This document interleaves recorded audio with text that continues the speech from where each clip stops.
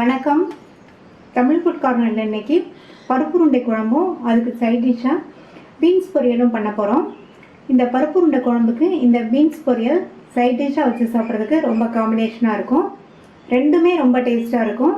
இப்போ இந்த ரெண்டையும் எப்படி பண்ணுறதுன்னு பார்க்கலாம்.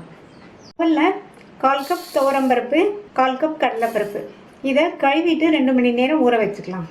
இந்த மிக்ஸி ஜாரில் 1/2 டீஸ்பூன் சோம்பு, 3 பூண்டு, 2 பச்சை மிளகாய். பச்சை மிளகாய் டேஸ்ட் உருண்டைக்கு நல்லாயிருக்கும். உங்களுக்கு விருப்பம் இல்லைன்னா ஒரு காஞ்ச மிளகாய் சேர்த்துக்கங்க. இப்போ இதை தண்ணி எதுவும் சேர்க்காமல் குறப்பாக அரைச்சிக்கலாம். குறப்பாக அரைச்சாச்சு. 2 மணி நேரம் ஊற வச்ச துவரம்பருப்பு கடலைப்பருப்பை தண்ணியை வடிச்சிட்டு இந்த மிக்ஸி ஜாரில் சேர்த்துக்கலாம். தண்ணி சேர்க்காம நைஸாக அரைச்சிடாமல் லேஸ் குறப்பாக அரைச்சிக்கணும். அரைச்சாச்சு. இந்த மாதிரி குறப்பாக அரைச்சாதான் அந்த உருண்டை சாப்பிடும்போது நல்லாயிருக்கும். இதை இந்த பவுலில் சேர்த்துட்டு இது கூட 2 டேபிள் ஸ்பூன் அளவுக்கு பொடியாக கட் பண்ண வெங்காயத்தை நல்லா பொடியாக கட் பண்ணி சேர்த்துக்கணும். பொடியாக கட் பண்ண கருவேப்பிலை இலைகள், கட் பண்ண கொத்தமல்லி இலைகள். இது கூட உப்பு 1/2 டீஸ்பூனுக்கும் கொஞ்சம் கம்மியாக சேர்த்துருக்கேன். இப்போ இது எல்லாத்தையும் நல்லா ஒன்றா மிக்ஸ் பண்ணி விட்டுக்கணும். நல்லா மிக்ஸ் பண்ணியாச்சு. இதில் 1 டீஸ்பூன் அளவுக்கு நல்லெண்ணெய் சேர்த்து மறுபடியும் நல்லா மிக்ஸ் பண்ணிக்கலாம். இந்த மாதிரி நல்லெண்ணெய் சேர்த்தோம்னா உருண்டை நல்லா சாஃப்டாக இருக்கும்.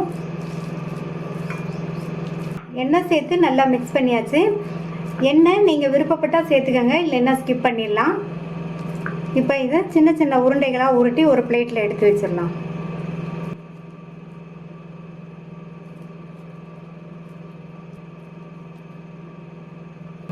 இதே மாதிரி எல்லாத்தையும் உருட்டி வச்சிடலாம். ஸ்டவ்வில் பேன் போட்டிருக்கேன். அதில் 1/2 டேபிள் ஸ்பூன் நல்லெண்ணெய் சேர்த்து எண்ணெய் சூடானதும் அதில் 1/2 டீஸ்பூன் கடுகு பொரிஞ்சதும் 1/4 டீஸ்பூன் வெந்தயம் பொரிஞ்சு நல்லா வாசனை வந்துடுச்சு. கருவேப்பிலை சேர்த்துக்கலாம். 1/2 கப் அளவுக்கு பொடியாக கட் பண்ண வெங்காயத்தையும் சேர்த்து வதக்கிக்கணும். வெங்காயத்தோடைய 3 பெரிய பூண்டை இடித்து வச்சுருக்கேன், அதையும் சேர்த்து வதக்கிக்கணும்.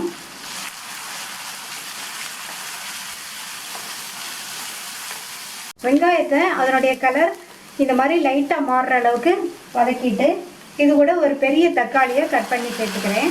தக்காளி வதங்கிறதுக்கு கொஞ்சமாக உப்பு சேர்த்து வதக்கிக்கலாம். உப்பு சேர்த்துட்டோம்னா தக்காளி நல்லா ஈஸியாக வேகமாக வதங்கிடும்.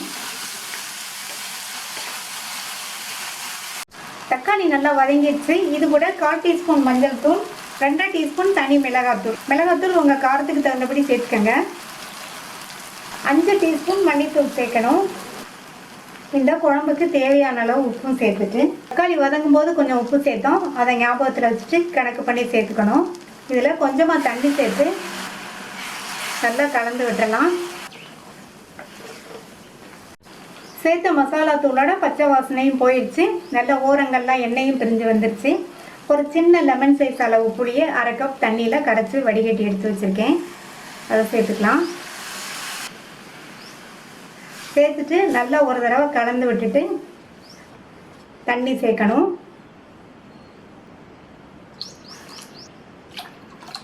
தண்ணி 1/2 கப் சேர்க்குறேன். இதுக்கு தண்ணி கொஞ்சம் அதிகமாக தான் சேர்க்கணும். அப்புறமா உருண்டையை நம்ம சேர்த்ததுக்கப்புறமா குழம்பு திக்னஸ் கொடுக்கும். இப்போ நல்லா மிக்ஸ் பண்ணி விட்டுட்டு இந்த குழம்ப நல்லா ஒரு 5 நிமிஷத்துக்கு கொதிக்க விடணும். குழம்பு 5 நிமிஷமாக கொதிச்சிட்ருக்கு. உருட்டி வச்ச உருண்டைகளை சேர்த்துடலாம். நல்ல குழம்பு கொதி வரும்போது இந்த மாதிரி சேர்க்கணும். இப்போ நான் இதை டைரெக்டாகவே சேர்க்குறேன். உங்களுக்கு சப்போஸ் இந்த மாதிரி சேர்க்கறதுக்கு பயமாக இருந்ததுன்னா இட்லி கொப்பரையில் ஒரு 10 நிமிஷம் வேக வச்சுட்டு அதுக்கப்புறமா சேர்த்துக்கங்க. மொத்தமாக எல்லா உருண்டையும் சேர்க்கலை, 4 உருண்டை சேர்த்துருக்கேன். குழம்பு மறுபடியும் நல்லா கொதிச்சு வரும்போது அப்புறமா மீதி உருண்டைகளை கொஞ்சம் கொஞ்சமாக சேர்த்துக்கலாம். மறுபடியும் குழம்பு நல்லா கொதிக்குது. மறுபடியும் 3 உருண்டைகளை சேர்த்துக்கலாம். இந்த மாதிரி கொதி வரும்போது சேர்த்தோம்னா உருண்டை கரையவே கரையாது, பயப்பட வேண்டியதே இல்லை. இதை லைட்டாக இந்த மாதிரி ஒரு கரண்டி காம்பு வச்சு தள்ளி விட்டுக்கலாம். இப்போ நல்லா தளன்னு கொதிக்குது. மீதி 2 உருண்டை இருக்குது, அதையும் சேர்த்துடலாம். உருண்டையை சேர்த்ததுக்கப்புறமா ஹை ஃப்ளேமில் வச்சு நல்லா கொதிக்க விடணும். அப்போ தான் உருண்டையெல்லாம் நல்லா உடையாமல் கரெக்டாக வேகும். அதே மாதிரி நீங்கள் சேர்த்த உடனேயே கரண்டி போட்டு எதுவும் கிண்டிடக்கூடாது. 5 நிமிஷத்துக்கு அப்புறமா கரண்டியோட பேக் சைடை வச்சு இந்த மாதிரி லைட்டாக கிண்டி கொடுக்கணும். இப்போ கரண்டியோட காம்பு பகுதியை வச்சு லைட்டாக இந்த மாதிரி கிண்டி கொடுக்கலாம். இந்த மாதிரி காம்பு பகுதியை வச்சு லைட்டாக கிண்டி கொடுத்தோம்னா உருண்டை உடையவே உடையாது. குழம்பு நல்லா கொதித்து அந்த குழம்புல உருண்டையெல்லாம் நல்லா வெந்து மேலே மிதந்து வருது. இந்த மாதிரி வந்ததுன்னா உருண்டை நல்லா வெந்துருச்சுன்னு அர்த்தம். இது அப்படியே லோ மீடியம் ஃப்ளேமில் வச்சு ஒரு 2-3 நிமிஷத்துக்கு இருக்கட்டும். குழம்பு வந்து கரெக்டான கன்சிஸ்டன்சிக்கு வந்துடுச்சு. இதில் பொடியாக கட் பண்ண கருவேப்பிலை இலைகளையும் பொடியாக கட் பண்ண கொத்தமல்லி இலைகளையும் சேர்த்துட்டு ஸ்டவ் ஆஃப் பண்ணிடலாம்.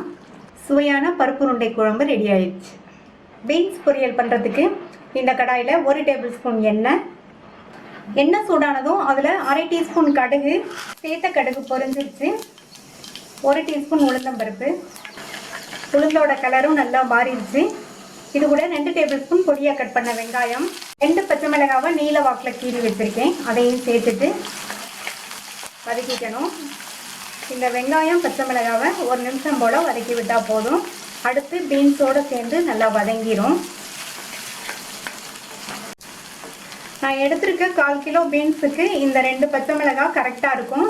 இதே மாதிரி நீல வாக்கில் கட் பண்ணி சேர்த்தோம்னா நமக்கு அடையாளம் பார்த்து எடுத்துடலாம். இப்போ வெங்காயம் பச்சை மிளகாய் வதங்கிடுச்சு. 1/4 கிலோ பீன்ஸை கட் பண்ணி வச்சுருக்கேன். இதை இதில் சேர்த்துட்டு இந்த எண்ணெயிலேயே பீன்ஸை 2-3 நிமிஷத்துக்கு நல்லா வதக்கிக்கணும். எண்ணெயிலேயே பீன்ஸ் 3 நிமிஷம் வதங்கிடுச்சு. இந்த பீன்ஸுக்கு தேவையான அளவு உப்பு சேர்த்துட்டு மறுபடியும் நல்லா ஒரு தடவை மிக்ஸ் பண்ணி விட்டுட்டு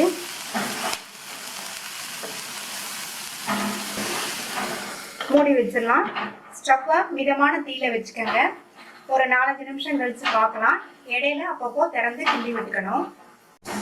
இதுக்கு தண்ணி எதுவும் சேர்க்க வேண்டியதில்லை. நம்ம மூடி போட்டிருக்கிறதுனால மூடியிலேருந்து விடுகிற ஆவிலேயே பீன்ஸ் நல்லா வெந்துடும். இடையில மட்டும் அப்பப்போ திறந்து பார்த்து கிண்டி விட்டுக்கணும்.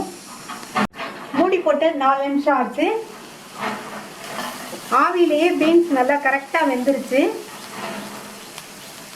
இதில் 1/4 டீஸ்பூன் சீரகமும் 2 டேபிள் ஸ்பூன் தேங்காய் துருவலும் சேர்த்துடலாம். நல்லா ஒரு தடவை மிக்ஸ் பண்ணி விட்டுட்டு ஸ்டவ் ஆஃப் பண்ணிடலாம். நம்மளுடைய சுவையான பீன்ஸ் பொரியல் ரெடி ஆயிடுச்சு. சுவையான பருப்பு உருண்டை குழம்பும் அதுக்கு காம்பினேஷனாக சுவையான பீன்ஸ் பொரியலும் ரெடி ஆயிடுச்சு.